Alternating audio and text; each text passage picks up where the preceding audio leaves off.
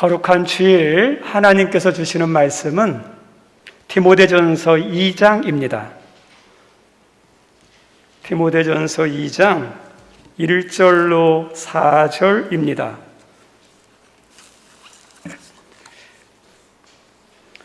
우리 찾았으면 함께 읽습니다. 그러므로 내가 첫째로 권하노니 모든 사람을 위하여 간구와 기도와 도구와 감사를 하되 임금들과 높은 지위에 있는 모든 사람을 위하여 하라. 이는 우리가 모든 경건과 단정함으로 고요하고 평안한 생활을 하려 함이라. 이것이 우리 구주 하나님 앞에 선하고 받으실 만한 것이니 하나님은 모든 사람이 구원을 받으며 진리를 아는 데 이르기를 원하시느니라. 아멘. 오늘 말씀 제목은 국가도 중요하다입니다. 기독교는 단순히 죽어서 천국 가게 하는 우리 영적인 것만 유익하게 하고 은혜 주는 부분이 아닙니다. 우리 기독교는요, 이 땅에 있는 모든 사람과 공동체에 조금도 해롭거나 있으나마나한 종교가 아닙니다.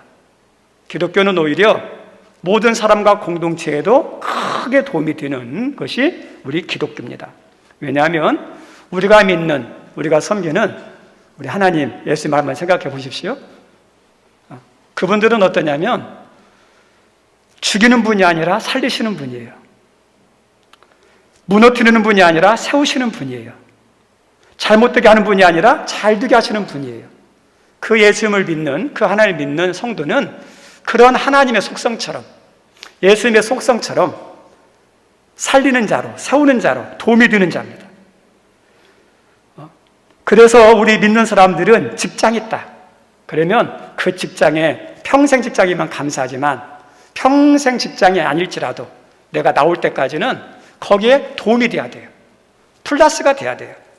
그리고 성도는 하나님과 교회만 아니라 자신의 가정도 사랑하고 가정에도 꼭 필요한 사람이 되어야 됩니다.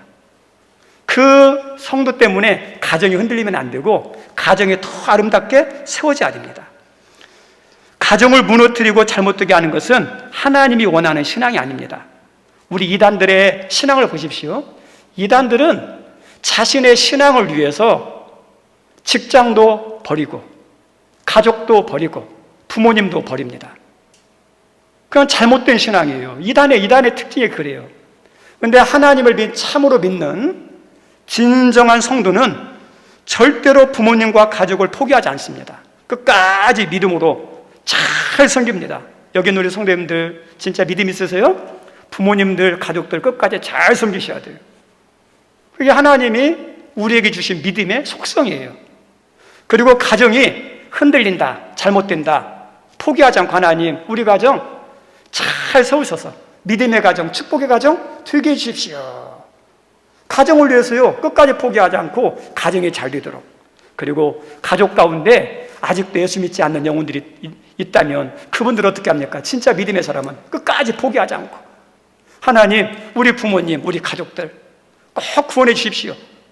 이게 예수님의 믿음을 가진 속성이에요. 그리고 기독교와 성도는요, 국가에도 도움이 되고 유익해야 됩니다. 성경에 나오는 인물들 보면 동일한 국가와 민족에 대해서 어떤 마음이냐? 국가를 사랑하는, 국가에 도움이 되는 애국자들이 성경에 나오는 인물들이에요. 하나님은 그런 믿음의 사람들이고요. 하나님께만 잘하는 게 아니라 국가도 사랑하고 국가에도 잘하는 애국자예요. 저 따라 삽니다. 나는 애국자다. 애국자야 돼요. 믿는 사람은 국가를 사랑해야 되고 국가의 애국자가 되어야 됩니다. 성경의 인물 가운데 모세라는 인물이 있습니다. 하나님의 부르심을 받아서 호렙산에 올라가서 40일 동안 막 금식하면서 하나님의 말씀을 듣고 하나님의 법을 받고 있을 때 이 신의 산 밑에 있는 이스라엘 백성들이 불안해서 눈에 보이는 신을 만들려고 해서 금송아지를 만들었습니다.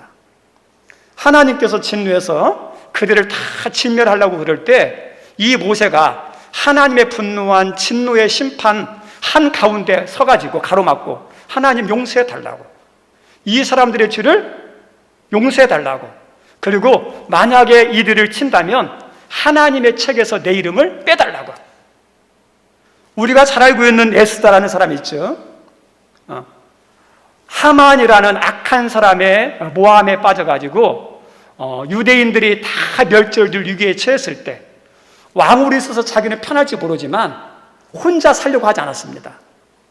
자기가 아는 사람들에게 다 기도를 부탁하고 본인도 3일 동안 먹지도 않고 마시지도 않고 뜨겁게 기도하고 난 다음에 죽으면 죽으리다 하고 아하수르 왕에게 찾아가서 왕이여, 우리 민족이 모함에 빠져서 죽게 됐습니다.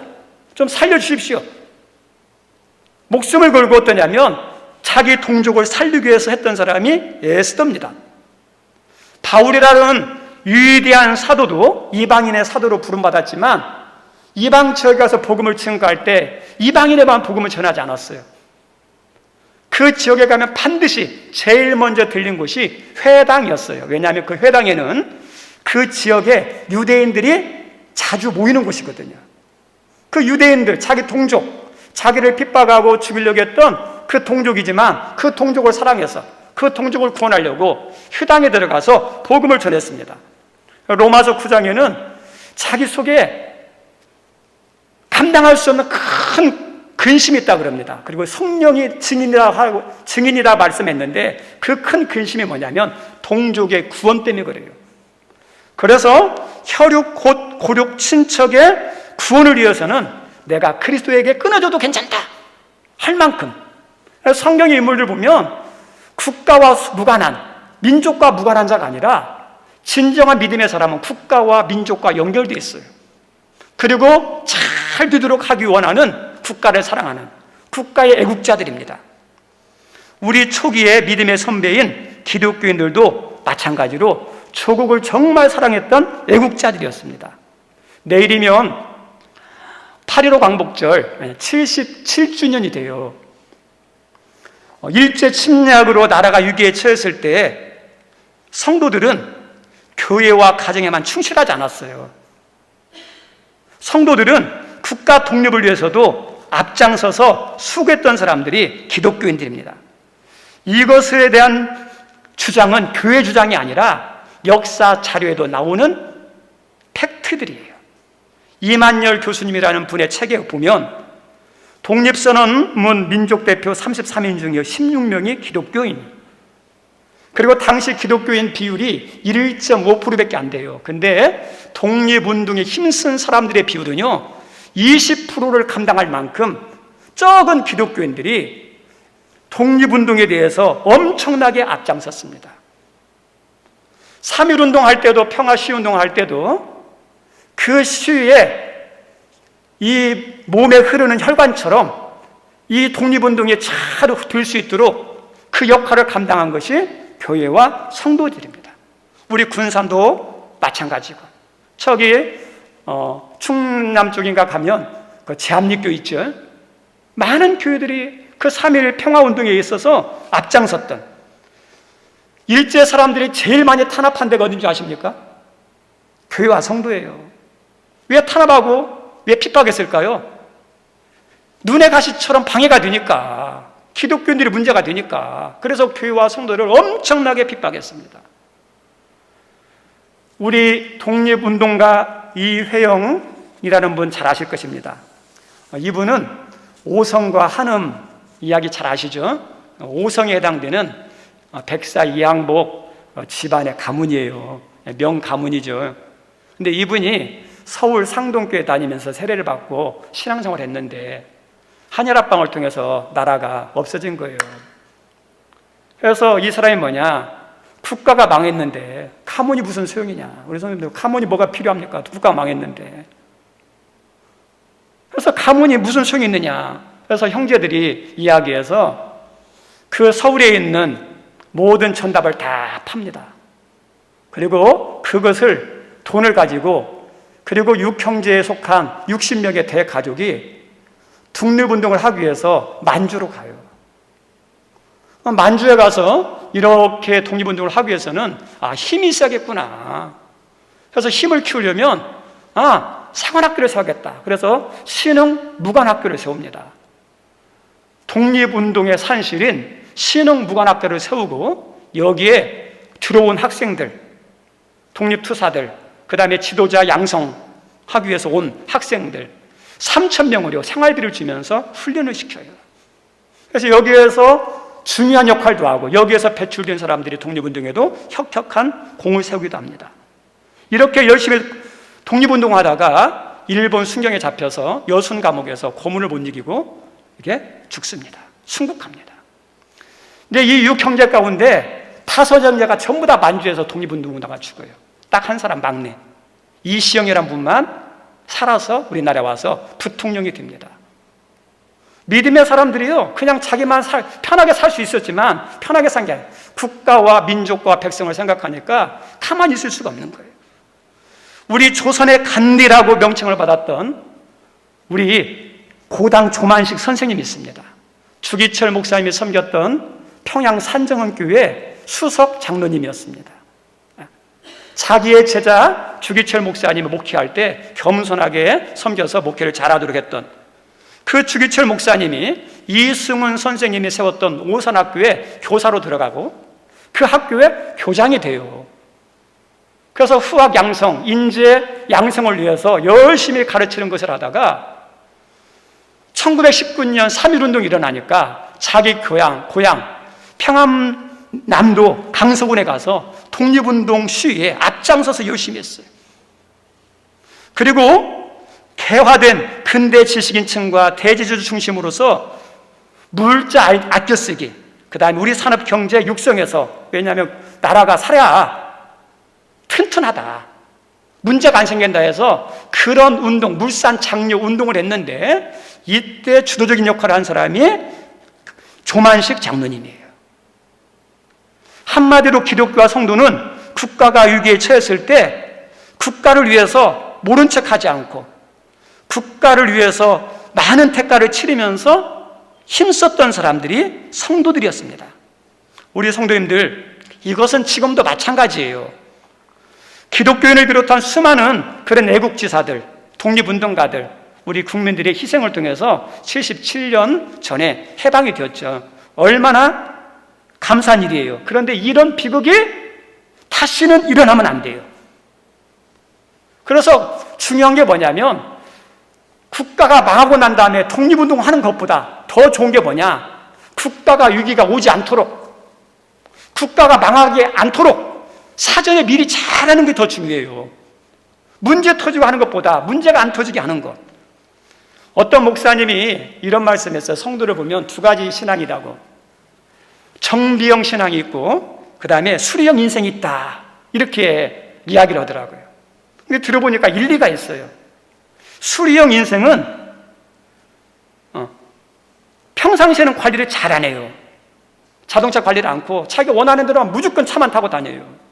그러다가 갑자기 차가 고장나고 난 다음에 그때 비로소 수리하는, 사후 약방 처방하는 그런 사람을 수리형 인생이에요. 제가 차를 가지고 운전하다가 고속도로에서 좀 이렇게 위험한 일을 한번 당한 적이 있습니다.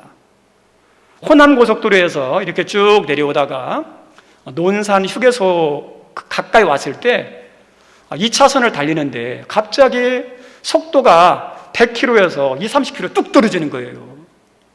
우리 성도님들, 고속도로에서 속도가 떨어지면요 엄청난 위험이 있습니다. 근데 다행히 그때 차들이 없었어요.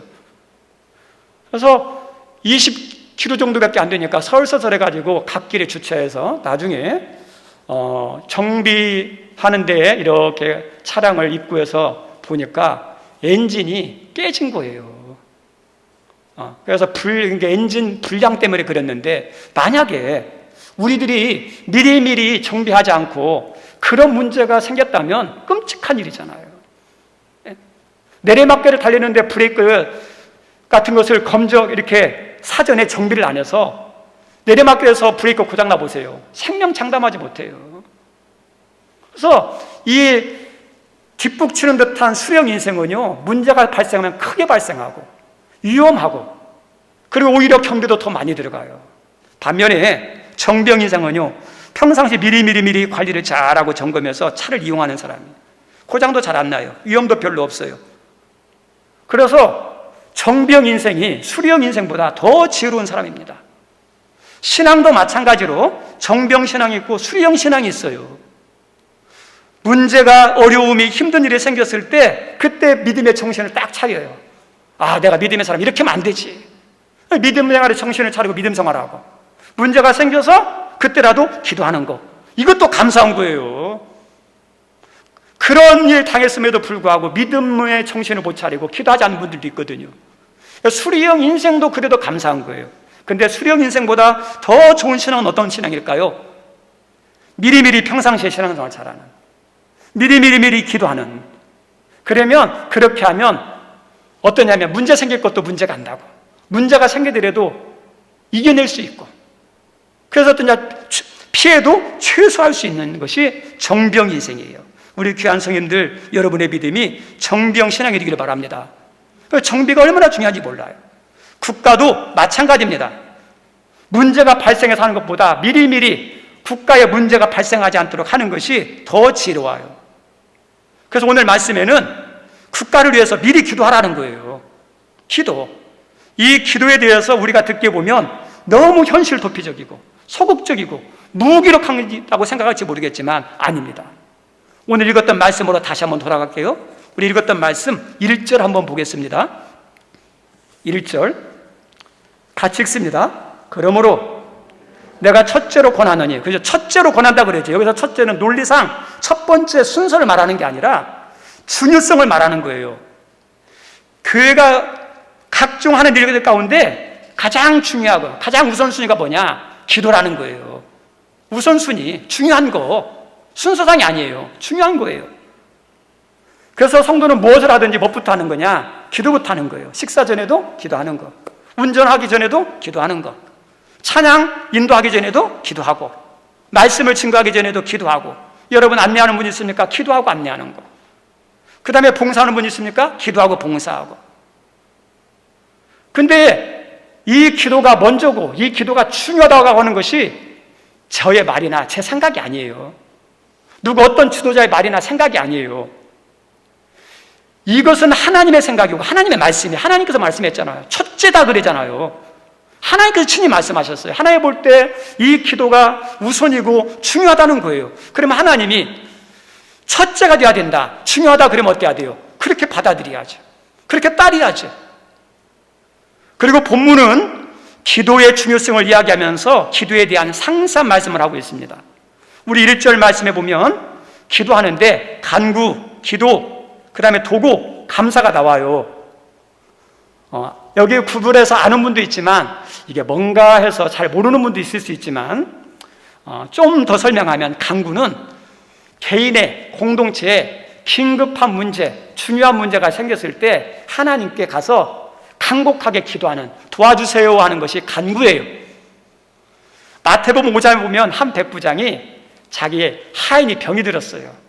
예수님께 와서 이렇게 말합니다. 한 백부장이 나와 간구하여, 간구해요. 마가복음 5장에 보면 휴당장 야이로의 딸이 있었는데 예수님께 와서 간곡히 구하면서 내 딸이 죽게 되었습니다. 간곡히 구했다. 간구예요, 간구. 사도 바울도 육체에 가시가 있는데 하나님께 3번 간구했다 이렇게 나와요. 간구. 다윗이 자기 아들이 병들어 죽게 됐을 때 다윗의 기도에 대해서도 이렇게 나옵니다. 다윗이 그 아이를 위하여 하나님께 간구하되. 전부 다 뭐가 있어요? 문제가 있을 때, 어려움이 있을 때 하나님께 도와달라고 하는 것이 간구예요, 간구. 그리고 반면에 기도는 어떠냐? 모든 일반적인 기도를 통틀어서 기도라고 그래요. 네. 간구도 기도에 포함돼요. 그래서 기도가 더 범위적으로 더 큽니다. 그래서 간구라고 안 해도 기도해도 다 돼요. 기도라고 해도 좀 더 구별하면 간구하고 기도는 이렇게 구별이 됩니다. 그리고 도구는 어떤 거냐? 중보기도예요. 누군가를 위해서, 어떤 공동체를 위해서 이렇게 대신 기도해 주는 거, 중보기도. 그리고 감사는 기도할 때 감사하는 마음을 가지고, 감사하는 마음이 있어야 돼요. 그리고 기도하는 방법 가운데 하나가 감사기도. 뭔가를 요구하는 게 아니라 하나님, 예수 믿게 하셔서 감사합니다. 예배자로 불러주셔서 감사합니다. 심지어는 어떠냐? 하나님, 나에게 문제를 주셔서 감사합니다. 나에게 질병을 주셔서 감사합니다. 그냥 감사하는 내용으로 하는 것이 감사 기도예요. 다 통틀으면 한마디로 간구를 하든 기도를 하든 도구를 하든 그리고 감사를 하든 기도하라는 거예요. 우리 성도님들, 기도하라는 거. 그리고 누구를 위해서 기도하냐? 성경은 구체적으로 알려줍니다. 누구를 기도하느냐? 첫 번째로 중요한 기도 제목이 누구냐? 2절인데 2절 한번 읽어볼까요? 함께 읽습니다. 시작. 임금들과 높은 지위 있는 사람들을 위하여 하라. 그죠? 누구요? 임금들과 높은 지위 있는 사람들이죠. 왜 우리 성도님들, 왜 하나님께서 먼저 중요한 기도 제목으로 임금들과 높은 지위 있는 사람을 위해서 기도하라 그럴까요? 세상에서 이 사람들은 가장 높은 사람, 임금이 가장 높죠. 높은 사람들이 높죠. 그러면 자리만 높은 게 아니에요. 높으면 높은 만큼 큰 영향력을 가지고 있는 사람들이 이 사람들이에요. 그래서 이 사람들이, 임금들이, 높은 지위에 있는 사람들이 어떤 생각을 하고 어떤 판단을 하고 어떤 결정을 하고 어떤 행동을 취하느냐에 따라서 그걸로 끝나는 게 아니라 국가와 국민에게 다 영향이 가게 돼 있어요. 고스란히. 힘없는 사람은 영향력이 별로 없어요. 임금이나 위에 있는 사람들이 영향이 크죠. 그래서 이들이 잘하면 국가와 국민이 평안하고 도움이 많이 되지만 잘못된 결정과 잘못된 행동을 하면 그 모든 피해와 고통은요 고스란히 국민의 목이 됩니다. 그래서 하나님이 이걸 알기 때문에 너희들 기도할 때 임금들을 위해서, 높은 지위에 있는 사람들을 위해서 기도하라 그러죠. 그럼 이 말씀을 오늘날 우리들에게 적용하면 누구를 위해서 기도해야 될까요? 윤석열 대통령이에요. 지금 말하면 여러분들 가운데 윤석열 대통령을 좋아하는 분도 있고 싫어하는 분도 있을 수 있어요. 지금 이렇게 설문조사 같은 거에 보면 대통령에 대한 지지도가 25%에서 30% 사이예요. 역대 대통령 가운데 제일 낮은 데서 두 번째.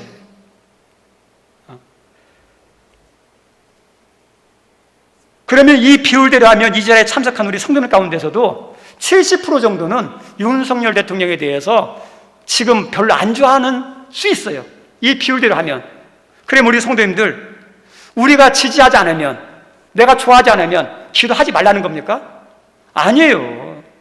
하나님께서 너희들이 지지하든 지지하지 않든, 너희들이 지금 찬성하든 반대하든 그것과 상관없이 그 지도자를 위해서, 그 대통령을 향해서 어떠냐? 기도하라는 거예요. 비판하는 것 중요하지만 비판 가지고는 문제 해결이 안 돼요. 조금이라도 그 사람에게 도움이 되는 것은, 성도가 할 수 있는 것은 기도라는 겁니다. 대통령이 그 자리에서 내려올 때까지가 있어요. 탄핵이 되어서 일찍 내려오든지 어떤 문제가 생겨서 노래우든지, 그러지 않는 한은 5년 동안 통치해야 돼요. 5년 동안. 그래서 5년 동안 최고 통치자로서 결정하고 행동하는 것이 얼마나 그 영향이 큰지 몰라요. 조금이라도 실수를 덜 하도록 기도하셔야 돼요. 조금이라도 더 잘하도록 기도하셔야 돼요. 지금부터라도 정신 차리고 잘하도록 기도하셔야 돼요. 왜요? 그 잘못하면 잘못한 것이 나에게, 가정에, 국가에, 교회에 고스란히 영향을 받기 때문에 그래요. 근데 조금이라도 잘한다면 어떨까요? 나와 가정과 직장과 사업장에도, 우리 교회도 다 유익이 되니까. 따로가 아니라 연결되어 있습니다. 우리 사도 바울이 오늘 하나님의 사도 바울을 통해서 유정자들, 임금들을 위해서 기도하라 그랬죠. 근데 사도 바울이 이 디모데서를 기록할 당시 로마의 황제가 누구냐면요, 네로 황제. 들어보셨죠? 기독교를 미워해가지고 기도를 막 엄청 박해했던, 자기 정치의 위기가 오니까 위기를 극복하기 위해서 로마의 시를 불태우고 도시를 불태우고 그 모든 것을 기독교인들이 뒤집어가지고 크게 박해했던, 그리고 사도 바울을 참수형시킨, 베드로 사도를 엽식작으로 죽였던 이 네로 황제네. 이 네로 황제가 통치하던 시대예요. 근데 사도 바울은 이 말씀을 기록하면서 네로 황제에 대해서 기도했을까요? 안 했을까요? 기도했어요. 그리고 자기처럼 여전히 이 네로 황제의 박해와 핍박을 받고 있는 교회와 성도들에게 이 말씀을 통해서 하나님 어떠냐? 네로 황제 위해서도 기도해, 이렇게 하죠. 우리 성도님들, 이 네로 황제의 마음을 바꿀 수 있는 것은 우리는 못해요. 조금이라도 변화될 수 있고 조금이라도 잘할 수 있는 비결은 하나님이 그 마음을 주장해 주셔야 되니까. 그래서 기도하라 그럽니다. 그리고 기도할 것은 누굴 위해서 하는 거냐? 오늘 읽었던 성경 말씀 2절로 다시 갑니다. 2절 중간 이하 읽습니다. 이는 우리가 부터요. 한번 읽어보죠. 시작. 이는 우리가 모든 경건과 단정함으로 고요하고 평안한 생활을 하려 함이라. 예, 임금을 위해서가 아니라 윤석열 대통령을 위한 것도 되지만 먼저는 뭐냐? 우리를 위해서예요. 우리를 위해서. 나 때문에, 교회 때문에, 우리 가정 때문에. 국가는요, 이렇게 설교 준비하면서 보니까 몸 같다는 생각이 들었어요. 몸. 우리 신앙에 있어서 영혼육이 있죠. 중요한 게 영이 중요하죠. 그럼 육은 쓸모없으니까? 영지주의자는 육이 쓸모없다고 그래요. 함부로 해요. 아니에요. 성경은 그렇게 하잖아요. 육 중요해요. 뭐가 문제냐? 육신의 정욕이 문제죠. 육은요 중요해요. 우리 몸이 병들고 우리 몸이 힘이 없어 보세요. 신앙생활 못해요. 주일날 이렇게 예배드리러 오는 것도 몸이 건강해 오지, 아프면 오는 게 힘들어요. 우리 조정희 권사님들이 이렇게 오셨는데 오는 것이요, 목숨 걸고 오시는 거예요. 예배드리는 것도 마찬가지고요, 기도하는 것도 어떨까요? 힘이 있어야 기도해요. 찬양도 마찬가지예요. 섬기는 것도 건강해야죠. 그래서 건강은요, 관리하는 걸 보면서 아이고 이렇게 벌벌벌해 그래 하지 마세요. 건강 관리하는 거 지혜예요. 그래서 건강해서 그 건강 가지고 더 열심히 하면 되는 거예요. 우리 국가는요 울타리와 같아요. 울타리. 동물들이 이렇게 울타리가 튼튼하면 들짐승으로부터 보호가 받아가지고요 안전해요. 편안하게 살 수 있어요. 저도 시골에 살아서 동물들이 있었는데 이 닭을 키우는 울타리가 잘못돼서 누가 들어왔느냐? 쪽제비가 들어왔어요. 그러면 쪽제비가 먹으면 한 마리만 먹으면 배불러요. 근데요 한 마리만 먹고 가잖아요. 다 죽여버려요. 그래서 울타리가 안전하지 않으면 동물들이 힘들어요.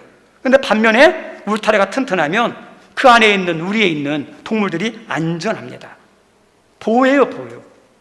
우리가 지금 피부가 있어요. 이 피부대 아무것도 아닌 것 같죠? 이 피부는요 우리 몸의 보호막이에요. 이게 있으니까 세균들로부터 감염이 안 돼서 건강하지. 피부가 벗겨져 보세요. 감염돼서요 어떤 질병에 걸릴지 몰라요. 우리 지구도 마찬가지다. 그냥 지구를 존재하는 게 아니라 이 지구에는 보호막이 있어요. 대기권도 있고 성층권도 있어서 태양에서 오는 안 좋은 자외선 같은 것을 막아주니까 우리가 암에 안 걸리고 피부가 괴사하지 않고 이렇게 살아갈 수 있는 거예요. 국가는요 울타리처럼 보호막 같은 것이에요. 그래서 국가라는 울타리가 없으면, 보호막이 없으면 국민들이 보호받을 곳이 없어요. 우리가 잘 알고 있는 것처럼 유대인들 나라 없이 200년간 떠돌이 생활했죠. 나라가 없다 보니까 세계대전 때 600만 명 이상이 학살당하잖아요. IS라는 테러 단체들이 국가를 했죠. 국가를 만들고 난 다음에 미국을 비롯한 국가들과 전쟁을 벌였어요. 미국을 비롯한 선진국이 승리했지만 이제는 시가전을 벌여야 되는데 시가전에 들어가면 그런 선진국들 군인들의 희생이 많으니까 들어가기를 꺼려해요. 근데 그때 앞장서서 시가전을 벌였던 사람들이 누구냐면 쿠르드 민족 민병대들이에요. 목숨 걸고. 그래서 IS가 제일 무서웠던 것이 쿠르드 민병대였어요. 근데 이분들이 그렇게 열심히 했던 이유가 뭔지 아세요? 민족은 있는데 나라가 없는 거예요. 땅이. 그래서 이번 교회에 이렇게 공헌을 해가지고 유엔으로부터 이스라엘 나라처럼 나라를 세우기 위해서 인정받으려고 앞장서서 했는데 전쟁이 딱 끝나고 나니까 입을 딱 씻었죠. 그래서 국가가 없으면 지금도 어떠냐 떨어다라면서 핍박받아요.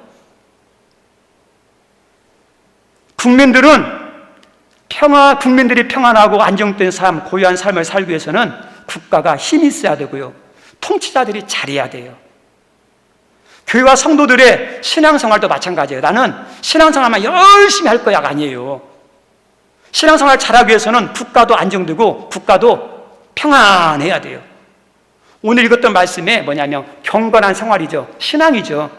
우리 성도들 신앙생활 잘하기 위해서도 국가가 안정돼야죠. 평안해야 신앙생활도 잘할 수 있어요.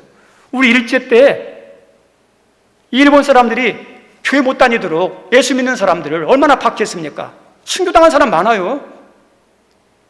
그리고 이 당시 얼마나 박해받았던지 통계자로 하면 2분의 1까지 줄었다는 통계도 있어요.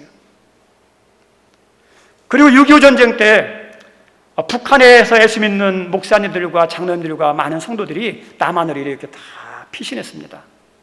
근데 그 당시 평양은요, 동방의 예루살렘이라고 불릴 만큼 기독교가 왕성했던 곳이에요. 근데 공산주의가 딱 드러나니까 기독교를 박해해요. 왜요? 공산주의의 특징은 뭐냐? 기독교가 인민의 아편이에요.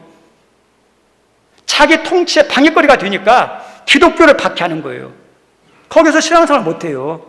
우리 성도님들, 그래서 교회와 성도는 큰 문제가 없으면, 신앙의 말씀에 유배가 되지 않으면 교회와 성도는 국가의 모든 것에 대해서 잘 협조하고 잘 도와줘야 돼요. 우리와 똑같은 우리를 위한 것이기 때문에 그렇습니다.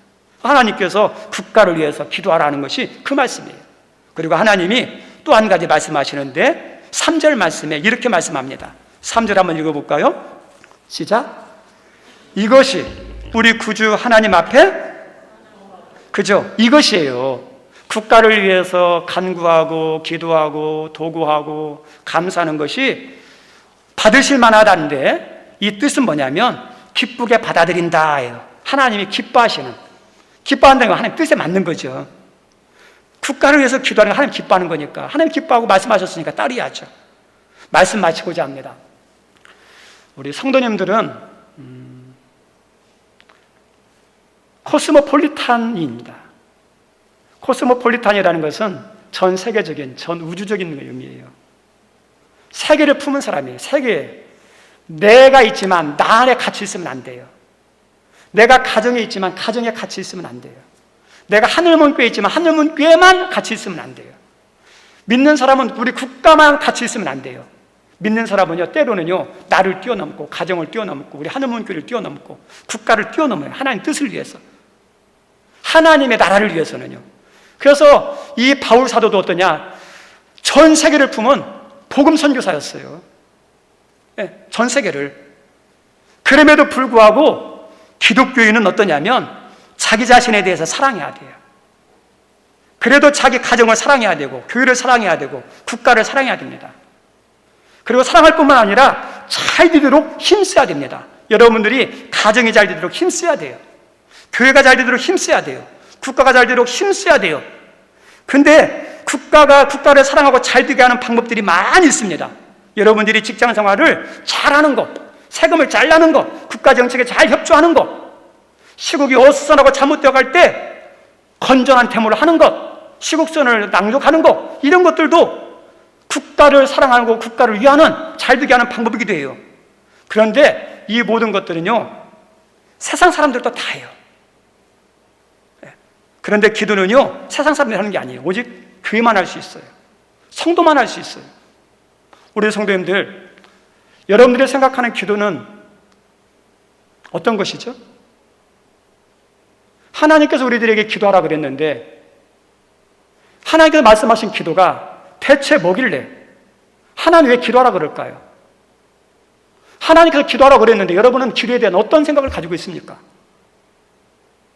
기도는 소극적이고 무기력한 게 아니에요. 인간에 볼 때는 아주 하찮은 것일지 모르겠지만 이 기도는요, 사람이 역사하게 하는 것이 아니라 하나님이 역사하게 하는 중요한 힘이에요.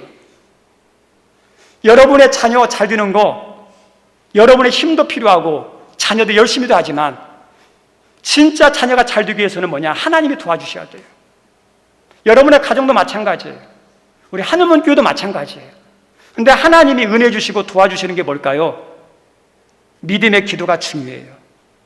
우리 국가를 위해서 내가 할 수 있는 거 있지만 내가 하는 것하고 하나님이 국가를 지켜주는 것하고 차원이 달라요. 그래서 하나님께서 교회와 성도를 향해서 국가가 중요하다, 국가가 문제가 없어야 된다. 국가가 평안해야 된다. 그 국가를 사랑하고 섬기는 것 중에 하나가 기도라는 거예요. 여기는 우리 귀한 성도님들이 국가를 사랑하고 국가에 협조 잘하시고 국가를 위해서 기도해서 다시는 일제의 침략 같은, 유교 같은 그런 문제들이 생기지 않은 건강하고 평안한 나라, 그리고 힘 있는 나라가 되도록, 그래야 우리가 평안하고 신앙생활 잘할 수 있고 우리도 또 직장생활 잘하면서 많은 사람을 섬길 수 있습니다. 여러분을 인해서 우리나라가 더 든든하고 평안하게 되기를 주의 이름으로 축원드립니다.